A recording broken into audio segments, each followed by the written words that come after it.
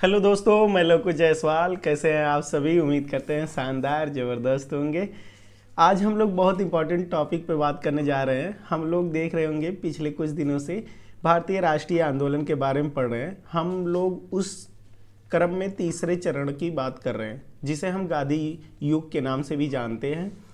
महात्मा गांधी द्वारा क्या काम किए जाते हैं, किस प्रकार संपूर्ण राष्ट्रीय आंदोलन जो है महात्मा गांधी के आसपास दौड़ता है, इस बारे में हम बहुत अच्छे से बात कर चुके हैं। पिछले वीडियो में बेसिक जानकारी ले चुके हैं। आज हमारा जो टॉपिक है वह असहयोग आंदोलन है। इसके बारे में थोड़ा सा हम लोग जानकारी ले चुके थे पिछले वीडियो में। अगर आप लोग मेरे चैनल पर नए होंगे तो आपसे रिक्वेस्ट है, चैनल को सब्सक्राइब कर लीजिए, लाइक कर दीजिए और अच्छे से पूरा वीडियो देखिए, आपको सारा चीज़ समझ में आएगा।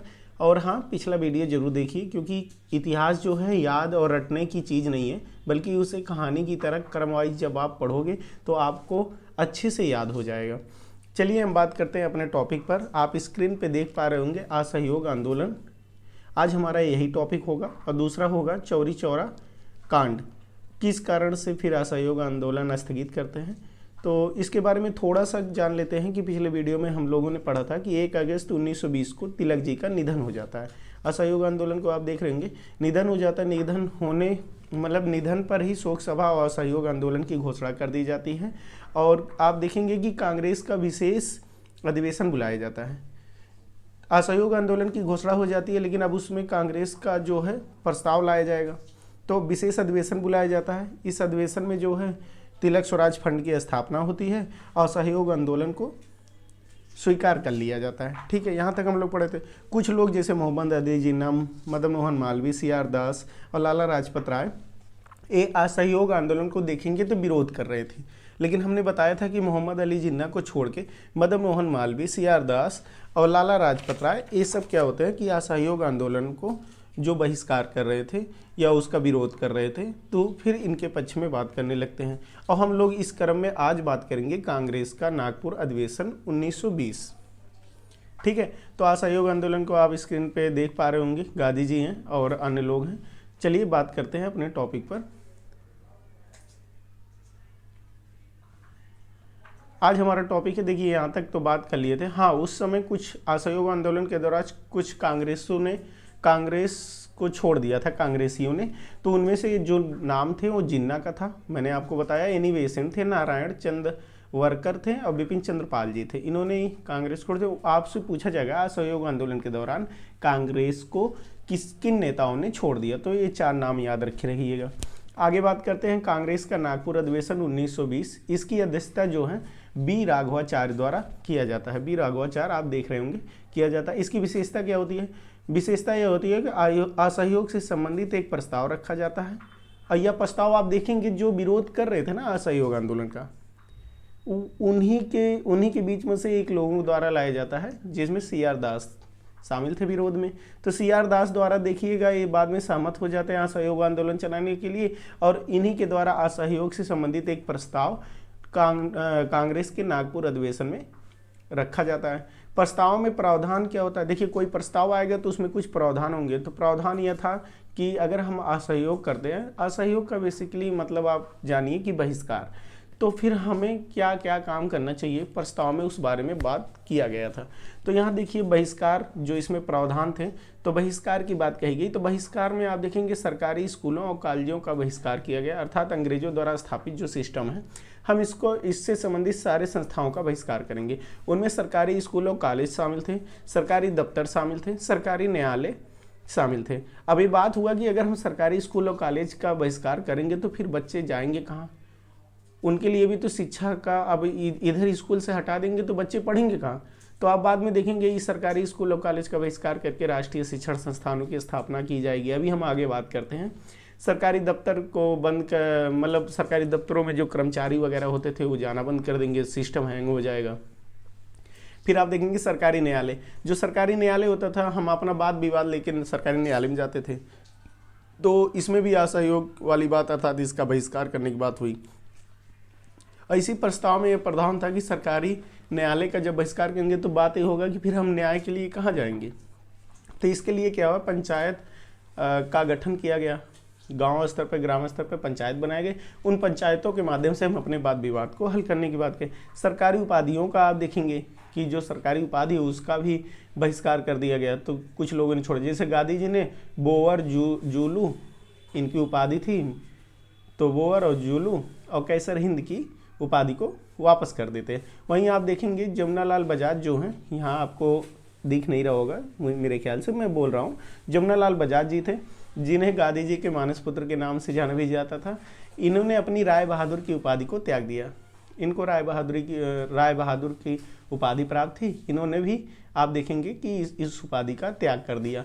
जमुनालाल जो बजाज थे ये प्रभावशाली व्यक्ति थे, और ये देखेंगे कि कांग्रेस के कोषाध्यक्ष के रूप में भी ये कार्य करते हैं। ठीक है, फिर बात होता है कि सरकारी न्यायालय का हो गया, सरकारी उपाधियों का बहिष्कार हो गया, तो अब बचा कि विदेशी कपड़ों का, तो विदेशी कपड़ों का भी बहिष्कार किया गया। अब विदेशी कपड़ों का जब बहिष्कार किया जाता है तो आप देखेंगे कि रविन्द्रनाथ टैगोर के द्वारा कुछ कहा जाता है इन विदेशी वस्त्रों के बहिष्कार के संदर्भ में।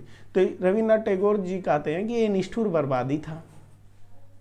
ये बोलते हैं कि ये निष्ठुर बर्बादी है, इस तरह अच्छे और खासे और इस तरह कपड़ों को बर्बाद नहीं करना चाहिए। तो गांधी जी इसके बाद तुरंत प्रतिक्रिया देते हुए कहते हैं कि अंग्रेजों ने जो मेरे साथ किया है या हम भारतीयों के साथ किया है, उनके साथ यही बर्ताव सही है। फिर आप देखेंगे शराब का बहिष्कार कर दिया जाता है। ठीक है, इस तरह इस चीज़ों को हम लोग अच्छे से समझ के चल रहे हैं कि इसमें जो प्रस्ताव में प्रावधान थे।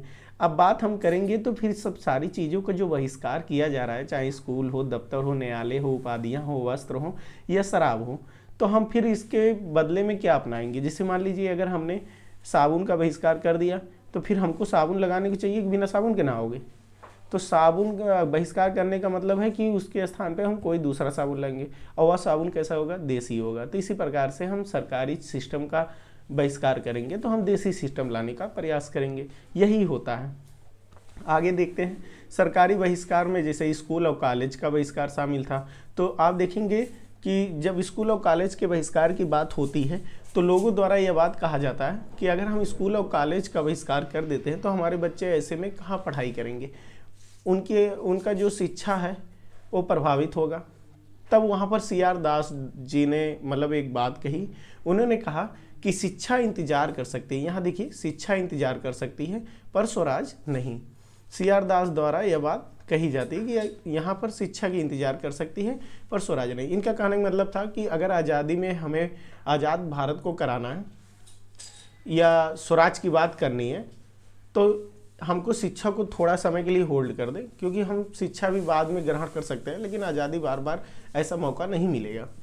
फिर आप देखेंगे अभी स्वराज का मतलब ये नहीं था कि पूर्ण स्वतंत्रता, स्वराज का मतलब वही था जो चला रहा था, तिलक जी का था, इनोवेशन का था कि हम स्वराज मतलब स्वशासन से संबंधित था। ठीक है, अब वैकल्पिक तौर पे इन्होंने कहा कि ठीक है, अगर हम स्कूल और कॉलेज का बहिष्कार करते हैं तो हम इसके लिए वैकल्पिक तौर पे या काम करेंगे कि हम राष्ट्रीय शिक्षण संस्थान, हम देखेंगे कि राष्ट्रीय शिक्षण संस्थान का स्थापना करेंगे। और स्थापना करने में राष्ट्रीय शिक्षण संस्थान जो बनाए गए उस समय काशी विद्यापीठ स्थापित होती है। इसी समय आप देखेंगे काशी विद्यापीठ हो गई, बिहार विद्यापीठ हो गया, गुजरात विद्यापीठ हो गया। इसी समय आप जो जामिया मिलिया इस्लामिया है इसकी भी स्थापना इसी समय होती है। तो असहयोग आंदोलन के दौरान इस सब राष्ट्रीय शिक्षण संस्थानों की स्थापना होती है। तो आपसे पूछ लेगा तो क्वेश्चन तो आपको किसी भी फॉर्मेट में पूछ ले, मैंने आपको कॉन्सेप्ट बता दिया है, क्या चीज़ें हैं, फैक्ट वो भी मैंने बता दिया है। अब बात करेंगे आगे, एक मिनट, अब बात करेंगे आगे। इसी अधिवेशन में देखेंगे कि जो कांग्रेस का जो है नागपुर अधिवेशन है, इसी अधिवेशन में देखेंगे यह पहली बार हुआ कि यह राजनीतिक पार्टी के रूप में काम करेगा। अच्छा, मैं ऐसा क्यों कह रहा हूँ, क्योंकि आप देखेंगे ना कि यहाँ पर कांग्रेस में सदस्यता लेने के लिए आपके लिए चंदा और उम्र का निर्धारण भी किया जाएगा।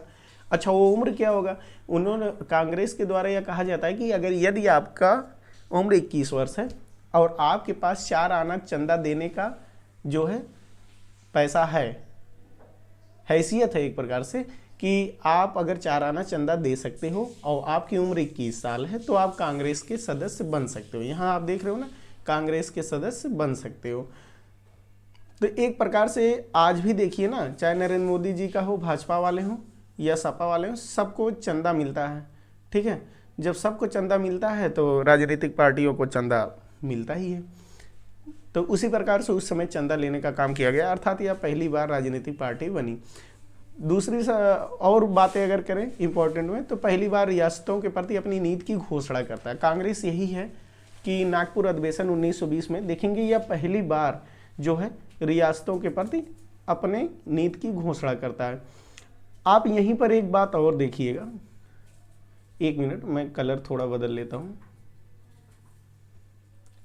यहीं पर आप देखिएगा कि 300 सदस्यों वाली, यहां देख रहे हैं आप, 300 सदस्यों की वाली एक अखिल भारतीय समिति गठित की जाती है। अभी तक आप कांग्रेस को देख रहे होंगे, बस कांग्रेस ऐसे ही काम कर रही थी। तो इसमें विचार किया गया कि हम 300 सदस्यों वाली एक अखिल भारतीय कांग्रेस समिति का गठन करेंगे। और इसमें क्या होगा, जो ये 300 सदस्य होंगे वो कैसे आएंगे, किस तरह चुने जाएंगे, तो इसके लिए बताया गया कि हम कांग्रेस को ना बहुत धरातल लेवल पे काम कराएंगे। तो कांग्रेस को धरातल लेवल पे काम कराने के लिए उन्होंने कहा कि हम ग्राम में, जो सबसे छोटी इकाई है ग्राम में जाएंगे, वहाँ पर एक समिति बनाएंगे। उस समिति को उस ग्राम सभा द्वारा चुना जाएगा, और उस ग्राम सभा के द्वारा चुने गए समिति में जो जितने भी सदस्य होंगे वह क्या करेंगे, वह तालुका स्तर पर, मतलब अपने से ऊपर लेवल के सदस्यों का चुनाव करेंगे। और तालुका स्तर के जो सदस्य होंगे वह जिला लेवल के सदस्यों का चुनाव करेंगे। जिला स्तर पे समितियां बनाई जाएंगी, और जिला स्तर की जो समितियां हैं उसमें जो शामिल सदस्य होंगे वह प्रांत स्तर के कांग्रेस के सदस्यों का चुनाव करेंगे। और जो प्रांत स्तर पे जितने सदस्य शामिल होंगे ये मिलकर 300 सदस्यों वाली एक अखिल भारतीय समिति का सदस्य चुनेंगे, ठीक है। इस तरह मतलब एक प्रकार से असहयोग अगर अपनाना है, लोगों के अंदर जागरूकता लाना है, तो कांग्रेस को धरातल पे जाके बेसिकली काम करना था। इसके लिए यह हुआ कि अगर हम धरातल पे हैं तो लोग, आम जनमानस से हमको जुड़ना होगा। इसके लिए कई समितियां, कई इकाइयां बनाई गई और ग्राम लेवल से काम किया गया, और ग्राम स्तर से जितने भी सदस्य चुने गए एक प्रकार से वो ऊपर में 300 सदस्यों वाली जो अखिल भारतीय समिति है उसमें चुन के जाते हैं सदस्य। इसी प्रकार आप देखेंगे कि यह जो अखिल भारतीय समिति है, इसके गठन की जो अगर सबसे पहले बात करें, जो सुझाव दिया गया था, यहाँ देखिए सुझाव दिया गया था तिलक द्वारा। यह जो सुझाव तिलक द्वारा दिया गया, कांग्रेस का जो आम जनमानस, अगर बात करेंगे कांग्रेस को आम जनमानस के बारे में, कि आम जनमानस तक सबसे ज़्यादा अगर पहुँचाने का श्रेय जाता है तो वह गांधी जी को देखें, क्योंकि आप देखेंगे ना गांधी जी के आसपास ही राष्ट्रीय आंदोलन दौड़ेगा जब तक आज़ादी ना मिल जाए। उसके बाद हम बात करते हैं कि इसी अधिवेशन में आप देखेंगे, इसी नागपुर अधिवेशन में कांग्रेस ने सर्वप्रथम अपनी सदस्यता के मापदंड निर्धारित किए। हमने यही चीज़ें आपको बता दी हैं कि कांग्रेस ने सर्वप्रथम अपनी मापदंड, मतलब इन्होंने कहा कि आपकी उम्र अगर 21 साल है और आप 4 आना दे सकते हो चंदा के रूप में, तो आप कांग्रेस के सदस्य बन सकते हो। अच्छा, अभी तक ये सिस्टम नहीं था, आप किसी भी उम्र में हो वो आप कांग्रेस के सदस्य बन सकते हो, चाहे 50 साल हो, 45 साल हो, 20 साल हो, 18 साल हो, इससे मतलब नहीं था। लेकिन आप नागपुर अधिवेशन में देखेंगे कि 21 साल निर्धारित की जाती है कि इतना मिनिमम होना ही चाहिए, ठीक है। और आप 4 आना दे सको, 4 आना मतलब 25 पैसा। नागपुर अधिवेशन में कांग्रेस ने सर्वप्रथम रियासतों के प्रति अपनी नीति की घोषणा की। मैंने इस बारे में आगे आपको अपने इस लेक्चर में ही बता दिया। और रियासतों की जनता, इसमें कहा गया कि जो रियासतों की जनता है वो हमसे छूटेंगी नहीं, रियासतों की जनता भी अगर चाहे तो कांग्रेस की सदस्यता ले सकती है, उसको भी अनुमति या दी गई, ठीक है। अब आगे बात करते हैं। आप देखेंगे कांग्रेस ने पहली बार ग्राम, तालुका, जिला स्तरों पर कांग्रेस समितियों का संस्तर बनाया गया। संस्तर मतलब हो गया कि सबसे नीचे लेवल से हाई लेवल तक। मैंने यही चीज़ें बताई थी जो अभी आपको, वही चीज़ें इसमें लिखा गया है, आप इसको देख कर समझ कर लिख लीजिएगा। प्रांतीय स्तर पर कांग्रेस समितियों का पुनर्गठन भाषाई आधार पर किया जाएगा तथा 300 सदस्यों वाली एक अखिल भारतीय कांग्रेस सदस्यों का गठन किया जाएगा। अच्छा, एक बात और आपको मैं थोड़ा बोलना भूल गया, इसमें क्या होगा, प्रांतीय स्तर पर कांग्रेस समितियों का जो पुनर्गठन है वह भाषाई आधार पर किया जाएगा। इन्होंने कहा कि जो प्रांतीय स्तर पर है कांग्रेस समिति है, जो वहाँ की प्रांतीय भाषा है उसके आधार पर इसका गठन किया जाएगा। और इसमें जो सदस्य चुन के आएंगे, फिर आप देखेंगे उन सभी सदस्यों में से चुन के एक 300 सदस्यों वाली अखिल भारतीय समिति बनाई जाएगी, और उसमें कांग्रेस के सदस्यों का, मतलब एक प्रकार से अखिल भारतीय कांग्रेस सदस्यों का गठन किया जाएगा। आगे बढ़ेंगे तो इसी अधिवेशन में आप देखेंगे, इसी अधिवेशन में आप पृष्ठता के निवारण तथा हिंदू मुस्लिम एकता के संवर्धन पर जोर दिया जाएगा। अच्छा, आपको बता दिया असहयोग आंदोलन में देखिए मुसलमानों को साथ लिया जा रहा है गांधी जी द्वारा, खिलाफत आंदोलन मैंने आपको पिछले वीडियो में बताया था।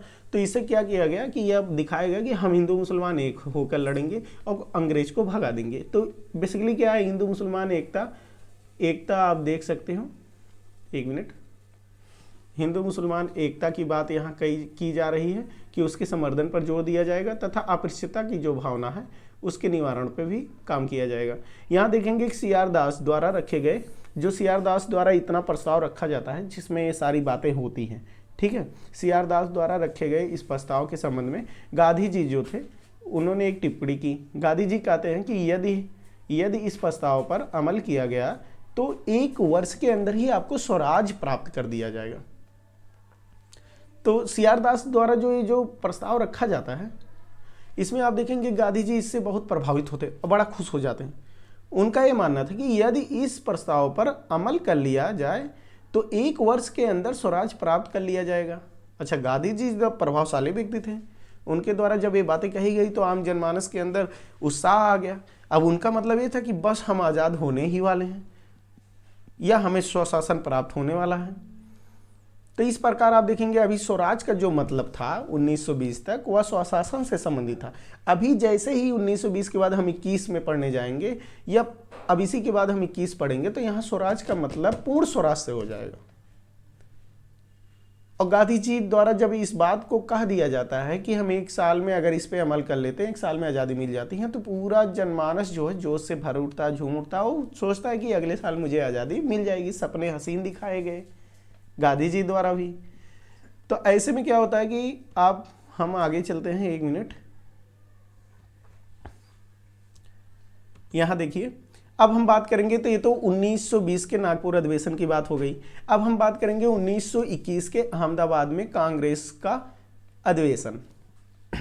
यहां देखिए 1921 में अहमदाबाद में कांग्रेस का जो अधिवेशन होता है। अब इसी अधिवेशन में देखिए अभी तक 1920 तक जो स्वराज शब्द था, इस स्वराज का मतलब होता था कि स्वशासन, कि भाई देखो मुझ पे आप राज करो, कोई टेंशन नहीं है, लेकिन आप क्या करो ना कि जो प्रशासनिक चीज़ें हैं वह ज़्यादा से ज़्यादा उसमें आप भारतीयों को शामिल कर लो। अब भारतीयों द्वारा ही हम पर राज किया जाए, आप बाकी विदेशी मामलों और 3-5 मामलों को आप संभालो, मुझसे कोई इससे मतलब नहीं है। बस हम चाहते हैं कि हमारी जनता पर भारतीयों द्वारा ही शासन किया जाए। लेकिन आप देखेंगे कि 1921 का जब अहमदाबाद कांग्रेस का अधिवेशन होता है तो इसी अधिवेशन में स्वराज का मतलब हो जाता है पूर्ण स्वराज। मेरी बातों को ध्यान दीजिएगा, आपसे पूछेगा स्वराज का मतलब पूर्ण स्वराज अर्थात पूर्ण स्वतंत्रता किस अधिवेशन में परिभाषित किया जाता है, तो वह अहमदाबाद कांग्रेस अधिवेशन 1921 में। अच्छा, इसके बारे में और जानकारी आपको दे दें। जो अहमदाबाद कांग्रेस अधिवेशन है इसके अध्यक्ष देखेंगे आपको सी आर दास, 1 मिनट,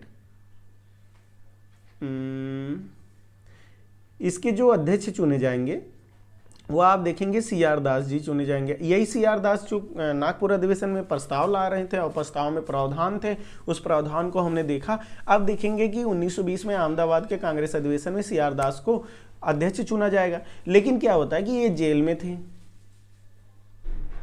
इस जेल में इनको अंग्रेजों द्वारा बंद कर दिया जाता है कि कहीं ऐसी इनके द्वारा दुर्घटना या चीज़ें ना हो जाए कि हमको झेलना पड़ जाए। लेकिन देखेंगे कि जब ये जेल में बंद थे तब अध्यक्ष बनते हैं हकीम अजमल। तब किनको अध्यक्ष बनाया जाता है? हकीम अजमल। तो आपसे क्वेश्चन पूछेगा कि जब अहमदाबाद का कांग्रेस अधिवेशन था तो उसमें अध्यक्ष सी आर दास चुने गए थे, लेकिन फिर अध्यक्षता हकीम अजमल ने क्यों की? क्योंकि सी आर दास जो थे वो जेल में थे, अभी छूटे ही नहीं थे। जब छूटे नहीं थे तो ये हुआ कि अब सी आर दास जी के स्थान पर किनको अध्यक्ष बनाया जाए, तो हकीम अजमल को आप देखेंगे अध्यक्ष बनाया जाता है।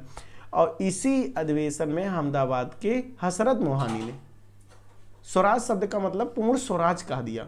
मतलब बोला कि हमको स्वराज मतलब स्वशासन नहीं चाहिए, अब हमको पूर्ण स्वराज चाहिए, अर्थात मुझे पूर्ण स्वतंत्रता चाहिए। आपसे यहीं पर क्वेश्चन बनाएगा कि स्वराज का मतलब पूर्ण स्वराज किस अधिवेशन में हो जाता है? तो आपको याद रखना पड़ेगा 1921 के अहमदाबाद में कांग्रेस का अधिवेशन हो रहा था। इसी में हसरत मोहानी, किनके द्वारा? हसरत मोहानी के द्वारा स्वराज शब्द को परिभाषित किया जाता है और इसको लार्ज स्तर पर, बड़े स्तर पर कर दिया जाता है और बोला जाता है कि हम स्वशासन नहीं, अब हम स्वराज का मतलब पूर्ण स्वतंत्रता की बात करेंगे और हमको पूर्ण स्वतंत्रता या पूर्ण आज़ादी चाहिए। और देखेंगे कि जो सदस्यता थी कांग्रेस का सदस्य बनने के लिए, आयु सीमा जो नागपुर अधिवेशन में 21 वर्ष रखी गई थी।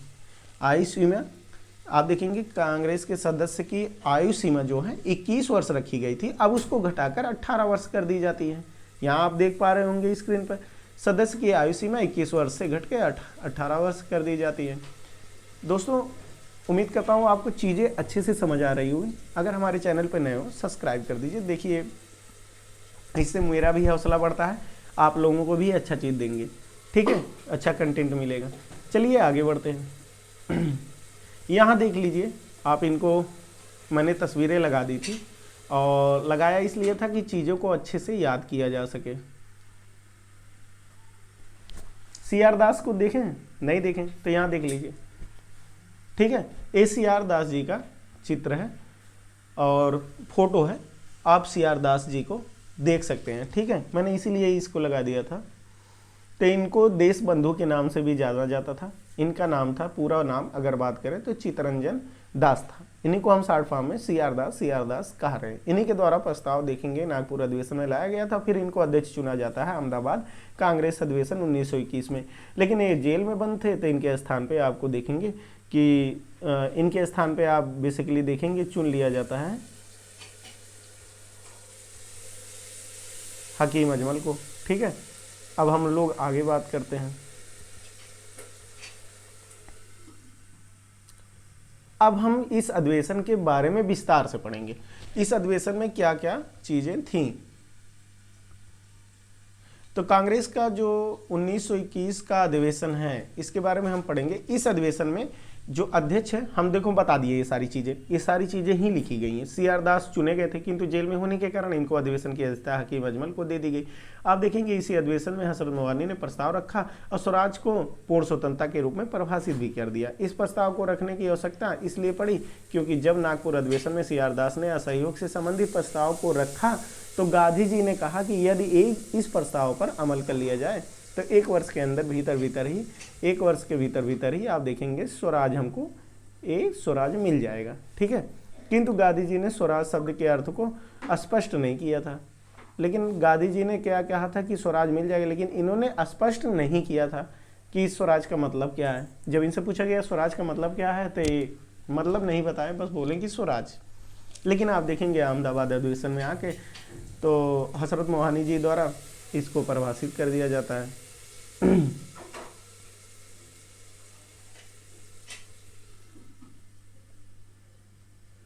यहाँ देखिए हसरत मोहानी द्वारा मैंने बताया था ना। अब आगे बात करते हैं।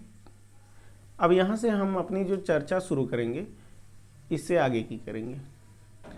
इससे आगे की चर्चा शुरू करने के लिए हम आपको यह बता दें कि स्वराज शब्द का बता ही दिए। अब इसी अधिवेशन में देखेंगे, इसी अधिवेशन में कांग्रेस की सदस्यता हेतु आयु सीमा को हमने बता दिया ना कि 21 वर्ष जो आयु सीमा थी इससे घटाकर कितना कर दिया गया, 18 वर्ष कर दिया गया। तो आयु सीमा कितना घटाकर कर दिया गया, तो यहाँ देखिए 18 वर्ष कर दिया गया, ठीक। 18 इसी अधिवेशन में ही पहली बार आप देखेंगे राष्ट्रीय ध्वज फहराया जाता है। तो कांग्रेस का जो अधिवेशन है 1921 का अहमदाबाद का, इसमें देखेंगे कि पहली बार जो है राष्ट्रीय ध्वज, बहुत इंपॉर्टेंट है, पहली बार राष्ट्रीय ध्वज कब फहराया जाता है, तो कांग्रेस के इसी अधिवेशन में, अहमदाबाद के अधिवेशन में फहराया जाता है, जिसमें लाला हंसराज ने तैयार किया था। पूछेगा कि जो कांग्रेस में पहली बार राष्ट्रीय ध्वज फहराया गया उसके किसके द्वारा तैयार किया गया, तो लाला हंसराज, याद रखे रहिएगा क्योंकि अब देखिए ये चीज़ें पहली बार हो रही हैं तो इम्पॉर्टेंट हो जाता है। तो लाला हंसराज द्वारा इसे तैयार किया जाता है, ठीक है। अब हम बात करेंगे कि असहयोग आंदोलन के दौरान CR दास और उनकी पत्नी बसंती देवी को गिरफ्तार कर लिया जाता। अच्छा, आप ये सोच रहे होंगे कि जब CR दास को अध्यक्ष बनाया गया था तो एक गिरफ्तार किस कारण हुए थे, क्यों हुए थे? तो आप देखेंगे कि CR दास और उनकी पत्नी बसंती देवी को गिरफ्तार कर लिया जाता है। जब CR दास को गिरफ्तार किया गया तो CR दास ने कहा, मैं यह महसूस करता हूँ, ये CR दास जी का शब्द है, और उन्होंने कहा कि मैं यह महसूस करता हूँ कि मेरी कलाइयों में हथकड़ियाँ और पैरों में बेड़ियाँ पड़ी हुई हैं,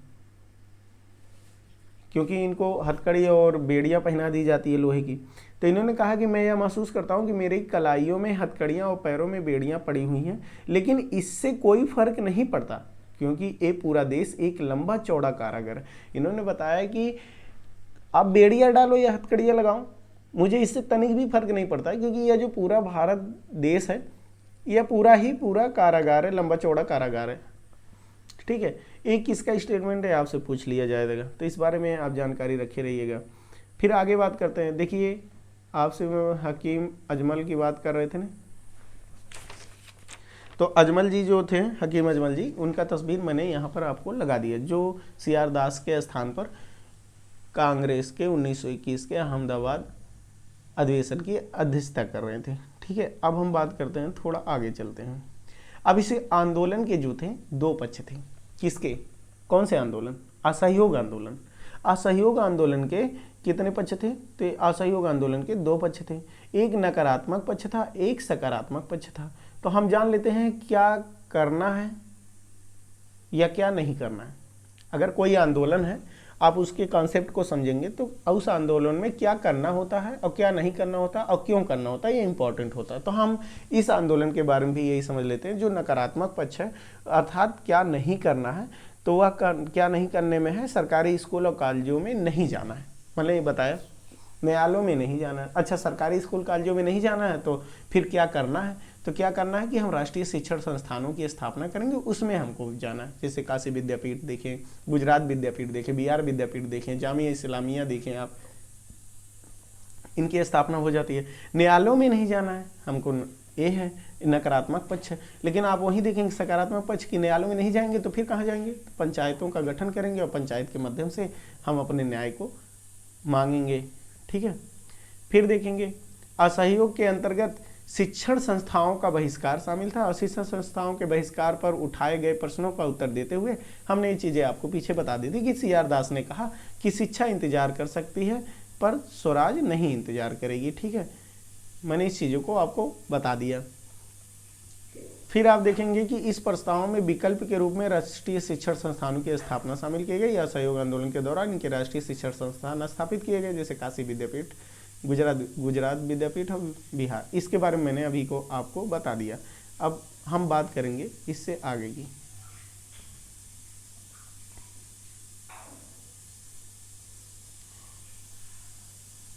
इसमें देख लीजिए कि बहिष्कार के अंतर्गत न्यायालयों का बहिष्कार शामिल था। असहयोग आंदोलन के दौरान वकालत छोड़ने, अच्छा हाँ, एक बात और थी कि असहयोग आंदोलन की जब बात हो रही थी तो हुआ सरकारी दफ्तरों का बहिष्कार किया जाए, सरकारी न्यायालयों का। तो ये जो CR दास जी थे, यहाँ देखिए, ये जो CR दास जी थे, ये CR दास जी जो एक वकील थे पेशे से। अभी हुआ कि सरकारी दफ्तरों का बहिष्कार कर देते हैं, मान लीजिए सरकारी न्यायालयों का, तो ऐसे में अगर हम इसका बहिष्कार करेंगे तो आप तो वकील हैं, आप कहाँ जाएंगे भाई? आप तो सरकारी वकालत करने जाएंगे ना उस न्यायालय में, तो आप क्या करने वाले हैं? फिर जब लोगों ने ऐसा पूछा तब CR दास ने क्या कहा कि चलो ठीक है, मैं जो मेरी वकालत है, मैं वकील हूँ, मैं इसे ही छोड़ देता हूँ। तो इन्होंने इस आंदोलन के दौरान देखेंगे CR दास जो होते हैं वो कहते हैं कि पहले मेरे से ही शुरुआत करो और मैं इस वकालत को यहीं पर त्याग देता हूँ, छोड़ देता हूँ। न्यायालयों के विकल्प रूप में फिर पंचायत की स्थापना। अच्छा, प्रस्ताव में उपाधियों का बहिष्कार भी शामिल था। मैंने इस बारे में आपको बताया कि प्रस्ताव में जो है उपाधियों का बहिष्कार भी शामिल था। उन उपाधियों में देख रहे होंगे कि इस प्रस्ताव में उपाधियों का बहिष्कार भी शामिल था। असहयोग आंदोलन के दौरान गांधी जी ने बोवर पदक, जूलू पदक, ये जो बोवर पदक और जूलू पदक इनको मिला था, और कैसर-ए-हिंद की उपाधि जो मिली थी, इस सबको त्याग देते हैं। वहीं हमने आपको बताया था कि जमुनालाल बजाज राय बहादुर की उपाधि को त्याग देते हैं। अच्छा, जमुनालाल बजाज को मैंने बता भी दिया कि गांधी जी के मानस पुत्र के रूप में जाने जाते हैं। और लंबे समय तक कांग्रेस के कोषाध्यक्ष भी रहे। तो ये सारी चीज़ें मैंने आपको वीडियो में पहले ही बता दी, अगर आप अच्छे से सुने होंगे तो आपको सारी चीज़ें क्लियर हो रही होगी। अब इसे नोट करके मैंने लिख दिया है, तो आप इसको चाहो तो अपने नोट्स में बना के लिख सकते हो, ठीक है।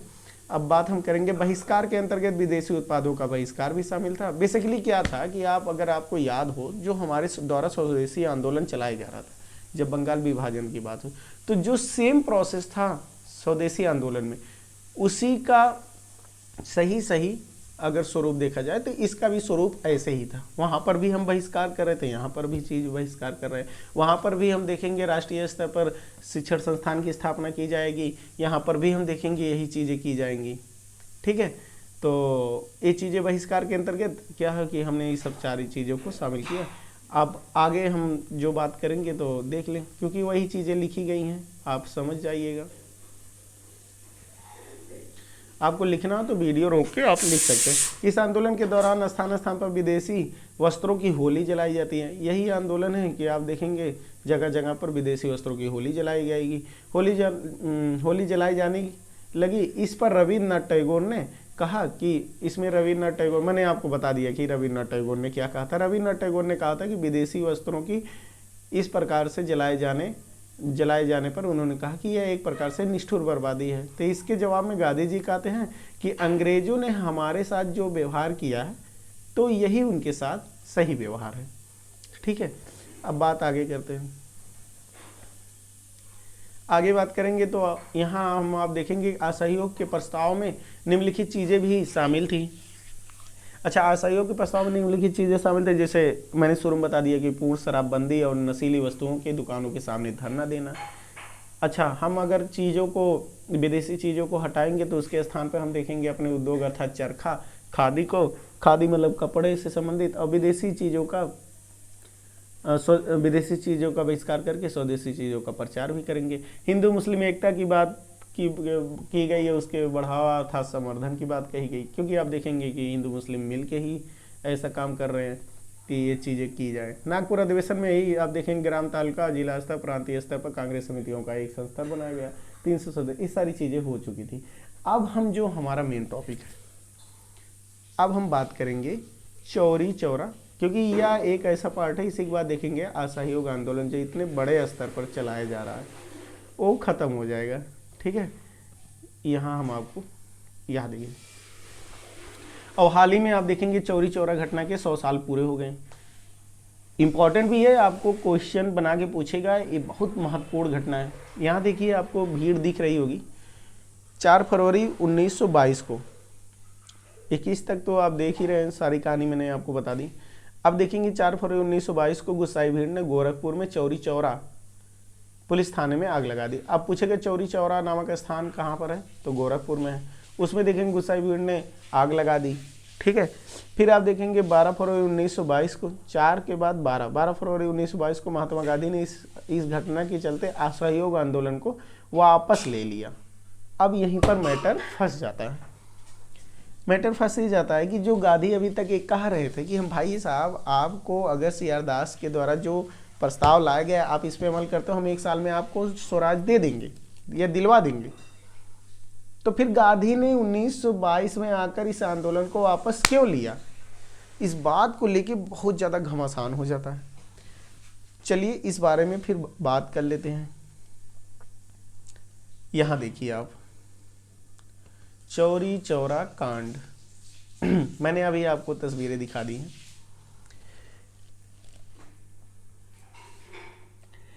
चौरी चौरा कांड कहाँ होता है? चौरी चौरा कांड गोरखपुर में। गोरखपुर में एक स्थान है चौरी चौरा। कब होता है? तो यह 5 फरवरी 1922 को। एक मिनट, यहाँ 4 फरवरी दिया गया है। देखिए बेसिकली क्या है कि ये जो 4 और 5 फरवरी वाला लफड़ा है, कुछ इतिहासकार जो है 4 फरवरी बताते हैं और कुछ इतिहासकार जो है 5 फरवरी बताते हैं। तो कंफ्यूज ना होइएगा, 4 5 याद रखे रहिएगा। तो 5 फरवरी बेसिकली याद करिए, क्योंकि यही चीज़ें आपको आयोग द्वारा पूछा जाएगा। तो 5 फरवरी को आप देखेंगे, एक मिनट, 5 फरवरी 1922 को देखेंगे चौरी चौरा नामक स्थान पर एक कांड होता है जिसे हम चौरी चौरा कांड के नाम से इतिहास में जानते हैं। इसमें क्या होता है कि 21 पुलिस वालों की मृत्यु हो जाती है, अर्थात एक गुस्साई भीड़ के द्वारा 21 पुलिस वालों को मार दिया जाता है। इस समय जो थे, आपको थोड़ा सा हम जल्दी जल्दी से बता देते हैं कि 21 पुलिस वालों को जो मार दिया जाता है, तो इसको लेके गांधी जी बहुत चिंतित हो जाते हैं। जब इनके पास खबर पहुंचती है, तो इसी समय असहयोग आंदोलन चल रहा है, तो गांधी जी जो है उस समय बारदौली में थे, अर्थात गुजरात में। तो पूछेगा चौरी चौरा कांड जब हुआ तो गांधी जी कहाँ पर थे, तो बारदौली में थे, गुजरात में। तो वहाँ से देखेंगे गांधी जी ने सबने अवज्ञा आंदोलन शुरू करना चाहा था। अब गांधी जी यहाँ प्रोग्राम बना रहे थे कि असहयोग आंदोलन से अगर एक चीज़ें नहीं बनेंगी तो हम सब ने अवज्ञा आंदोलन, अर्थात अब कानून का भी पालन नहीं करेंगे, उनके जितने कानून हो उसको मानेंगे नहीं। अभी तो हम शिक्षण संस्थानों के बहिष्कार की बात कर रहे थे, स्वदेशी अपनाने की बात कर रहे थे, अब उनके द्वारा जो आदेश आएंगे उसको भी नहीं मानेंगे। सबने अवज्ञा आंदोलन के बारे में चर्चा कर रहे थे, शुरू करने की चाह रहे थे। लेकिन क्या होगा कि देखेंगे आंदोलन को, जब इनके पास एक खबर 5 फरवरी 1922 को जो घटना होती है उसकी खबर जब पहुंचती है, तो ये देखेंगे इससे बहुत ही क्षुब्ध होते हैं। कहानी को ये कहा जाता है कि गांधी जी बड़े चिंतित हो जाते हैं कि हिंसा क्यों हो गई, और हिंसा क्यों हो गई तो फिर आप देखेंगे कि 12 फरवरी 1922 को असहयोग आंदोलन जो है उसको वापस ले लिया जाता है। तो असहयोग आंदोलन को वापस ले लिया जाता है। अच्छा, असहयोग आंदोलन को जब वापस ले लिया जाता है तो इसके लिए बहुत ज़्यादा आप देखेंगे घमासान मच जाता है। जो बड़े बड़े नेता होते हैं जेलों में ठूस दिए जाते हैं, गिरफ्तार कर लिए जाते हैं, और ऐसे में इनको जो है बहुत आलोचनात्मक शब्द इनके गांधी जी के बारे में कहा जाता है, क्योंकि आपने सपने तो बहुत हसीन दिखाए थे कि 1 साल के अंदर हम आपको स्वराज दिला देंगे अगर इस पे अमल कर लिया जाए। तो जब पूरा भारतीय समाज इस आंदोलन को प्रखर रूप से एकदम मतलब चला रहा था मिलजुल के, तो फिर ऐसे में गांधी जी ने इस आंदोलन को वापस क्यों लिया? अगर चौरी चौरा नामक स्थान पर आप कहते हैं कि कोई कांड हो गया, तो एक स्थान पे जो कांड हुआ उसकी सजा संपूर्ण भारतीयों को क्यों दिया जा रहा है? इस आंदोलन को क्यों स्थगित कर दिया जा रहा है? एक बड़ा प्रश्न था। इस बारे में देखेंगे कि बहुत सारे कंट्रोवर्सी हैं। गांधी जी को इसके आगे देखेंगे कि बहुत परेशानियों का सामना करना पड़ता है, लोग गांधी जी के बारे में क्या क्या कहेंगे। इस प्रकार से छवि को इनकी छवि जो है धूमिल सी होने लगती है। और इसी समय क्रांतिकारी आंदोलन भी चल रहे होते हैं। तो अभी तो हम लोग राष्ट्रीय आंदोलन की बात कर रहे हैं, तो इसके बाद ही जैसे हमारा ये टॉपिक खत्म होगा तो हम क्रांतिकारी आंदोलन के बारे में भी बात करेंगे और बताएंगे कि ये चीज़ें कैसे घटित हो रही थी, क्रांतिकारी आंदोलन किस प्रकार से क्रांतिकारियों द्वारा चलाया जा रहा था, ये सारी चीज़ें हम देखेंगे। क्योंकि अब गांधी से थोड़ा भंग होगा, अब यहीं से क्रांतिकारी एक्टिविटी बहुत ज़्यादा तेज हो जाएगी और यहीं पर देखेंगे कि क्रांतिकारियों द्वारा बहुत अच्छे काम किए जाएंगे। तो असहयोग आंदोलन की शुरुआत हमने आपको बताया था 1 अगस्त 1900, ये डेट याद रखे रहिएगा क्योंकि पूछता बहुत है। तो 1 अगस्त 1920 को शुरू किया गया था और जाके देख रहे हैं कि 12 फरवरी 1922 को यह समाप्त हो जाता है। अच्छा, इसके परिणाम की बात कर लें। अब यहीं पर आके यह आंदोलन समाप्त हो जाता है। इसके परिणाम की बात कर रहे हैं तो इसके परिणाम में क्या होता है कि देश के कई भागों में सांप्रदायिक दंगा हो जाता है। अच्छा, सांप्रदायिक दंगा क्यों हो जाता है? सांप्रदायिक दंगा इसलिए हो जाता है क्योंकि आप देखेंगे कि जो मुसलमान थे उनका एक ही मकसद था ना इस आंदोलन में शामिल होने का, कि भाई देखो जो तुर्की के खलीफा है उनको सम्मान दिलाया जाए। अब क्या है कि आपने आंदोलन वापस ले लिया, हिंदू मुस्लिम एकता की बात कर रहे थे, साला तो इनको कुछ समझे नहीं आ रहा था कि भाई मेरा क्या होगा। जैसे वो डायलॉग है ना, मेरा क्या होगा कालिया, तो वही हाल है कि अब मुसलमान ही सोच रहे थे मेरा क्या होगा। आप लोगों के चक्कर में दंगा हुआ, उसके बाद आप लोग ये आंदोलन को वापस ले लेंगे। हमसे बोले थे कि हम तुर्की को सम्मान दिलाने के लिए भी कि ऐसा कर रहे हैं, तो पता लगा हमारा तो मकसद छूट गया। फिर देखेंगे आम जनमानस में निराशा उत्पन्न हुई, लोग निराश हो गए कि गांधी जी द्वारा ऐसा क्यों कर लिया गया जब हम एकदम अपने जोर पे थे। और गांधीवादी रणनीति से इनका मोह भंग हो जाता है, आम जनमानस का मोह भंग हो जाता है। इस प्रकार से वह विकल्प के रूप में क्रांतिकारी गतिविधियों को अपना लेते हैं। हम इसके बारे में आपको चर्चा करेंगे, बस भारतीय राष्ट्रीय आंदोलन के कुछ पार्ट बचे हैं पढ़ाने के लिए, उसको पढ़ाने के बाद तुरंत हम क्रांतिकारी गतिविधियों के बारे में बढ़ाएंगे। तो निराश हुए युवा ने विकल्प के रूप में क्रांतिकारी गतिविधियों को अपनाया। अच्छा, जो युवा थे खासकर निराश हो गए क्योंकि आप देखेंगे स्कूलों कॉलेजों के लड़के थे। गांधी जी की गिरफ्तारी हो गई, आप देखेंगे कि इसी के बाद गांधी जी गिरफ्तार हो गए। ठीक है, तो इस प्रकार से घटनाएं थी। अब हम आगे बात करेंगे इससे आगे की। यहाँ हमने आपको दिखाई दिया कि चीज़ें चौरी चौरा में हुई और 12 फरवरी को वापस ले गया। अब इस तरह चीज़ें थी कि 1920 से शुरू होती है कहानी और 1922 से तक जाते जाते वो आंदोलन को वापस ले लिया जाता है। इससे आगे बात करेंगे गांधी जी को गिरफ्तार कर लिया जाता है। अच्छा, गिरफ्तार कर लिया जाता है तो इस आलोचना भी शुरू हो जाती है। तो आलोचना क्या शुरू होती है कि निंदा प्रस्ताव पारित किया जाता है। निंदा प्रस्ताव जब पारित किया जाता है तो यह किसके द्वारा किया जाता है? निंदा प्रस्ताव क्यों पारित किया जाता है? क्योंकि गांधी जी ने असहयोग आंदोलन वापस ले लिया। तो निंदा प्रस्ताव जो पारित किया जाता है, आप देखेंगे वह डॉक्टर मुंजे के द्वारा निंदा प्रस्ताव पारित किया जाता है। और सुभाष चंद्र बोस जी बोलेंगे कि आंदोलन वापसी को या राष्ट्रीय विपत्ति कहेंगे। इन्होंने कहेंगे जब संपूर्ण भारत जो है इस आंदोलन के पक्ष में खड़ा था तो फिर आपने इस आंदोलन को वापस क्यों लिया? और इसकी आलोचना करते हुए कहेंगे कि राष्ट्रीय आंदोलन है असहयोग आंदोलन जो है इसकी वापसी है जो ये राष्ट्रीय विपत्ति है अर्थात राष्ट्रीय विपत्ति हो गई। ऐसा नहीं करना चाहिए था। यह शब्द किस में कहते हैं? तो इंडियन स्ट्रगल में इस शब्द को लिखते हैं, ठीक है। और यहीं पर गांधी जी क्या कहते हैं? गांधी जी कहते हैं कैदी नागरिक दृष्टि से मृत्यु हो जाता है या मृत्यु होता है। अब ये अपने बचाव में कहते हैं कि हम तो भाई जेल में बंद हैं, हम इस दृष्टि से देखा जाए तो हम मृत्यु हैं। तो कैदी जो है नागरिक दृष्टि से मृत्यु होता है।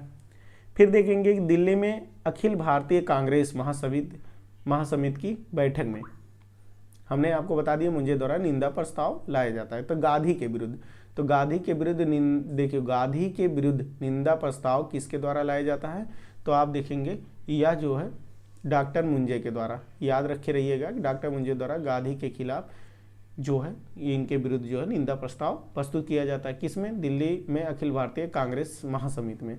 सुभाष चंद्र बोस ने अपनी पुस्तक इंडियन स्ट्रगल में आंदोलन वापसी को इसकी घटना को राष्ट्रीय विपत्ति कह देते हैं। गांधी ने जवाब में कहा कि मैं कैदी हूं और कैदी नागरिक दृष्टि से मृत्यु होता है, ठीक है। ये सारा गेम चल रहा था और इस प्रकार गांधी जी अपना बचाव करते हैं। और ये बात सही भी थी कि आप हसीन सपने तभी दिखाइए जब उसको पूरा करा सके।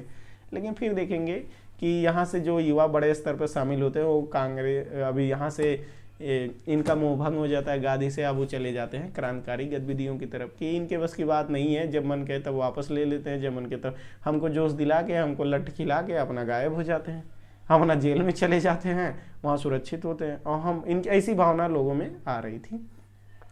यहीं पर वीडियो का एंड करते हैं। और वीडियो आज लंबी हो गई लेकिन उम्मीद करते हैं आपको चीज़ें बहुत अच्छे से समझ में आई होंगी। अगर हमारे वीडियो पे आप पहली बार आए हैं तो आप इस वीडियो को लाइक करिए, सब्सक्राइब करिए और एक प्यारा सा कमेंट कीजिए। प्यारा सा मेरे कहने का मतलब है कि जो भी आपकी दुविधाएं हैं उससे हैं कि आप जो भी कमेंट करेंगे मैं उसे एक्सेप्ट करूँगा और उसमें जो अच्छा किया जा सकता है मैं उसको करूँगा। शुक्रिया, धन्यवाद।